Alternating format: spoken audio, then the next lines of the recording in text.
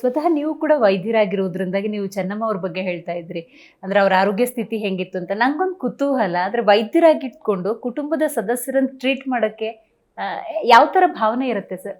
ಕೆಲವು ಡಾಕ್ಟರ್ಗಳು ಕುಟುಂಬದ ಸದಸ್ಯರು ಅಥವಾ ಕಿತ್ತನ್ಕಿನ್ನ ಹೇಳ್ತೇವೆ ಟ್ರೀಟ್ ಮಾಡೋದಕ್ಕೆ ಹೆಸಿಟೇಟ್ ಮಾಡ್ತಾರೆ.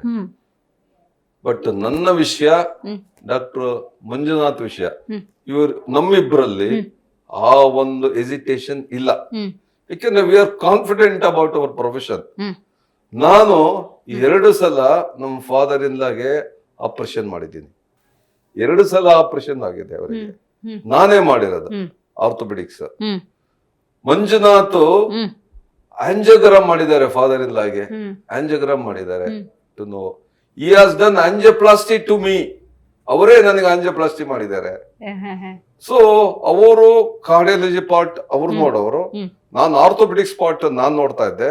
ನಮ್ಮ ಮದರ್ ಇಲ್ಲಾಗೆ ಮಂಡಿ ನೋವಿಗೆ ಮೆಡಿಸಿನ್ ಎಲ್ಲ ಕೊಡ್ತಾ ಇದ್ದಿದ್ದು ನಾನೇ, ಮತ್ತೆ ಒಂದು ಮಂಡಿಗೆ ಇಂಜೆಕ್ಷನ್ ಸಹ ಹಾಕಿದ್ದೀನಿ ಅವರಿಗೆ. ಬಟ್ ಬೇರೆ ಸಬ್ಜೆಕ್ಟ್ ನಾವು ಇಂಟರ್ವ್ಯೂನ್ ಆಗ್ತಿರ್ಲಿಲ್ಲ.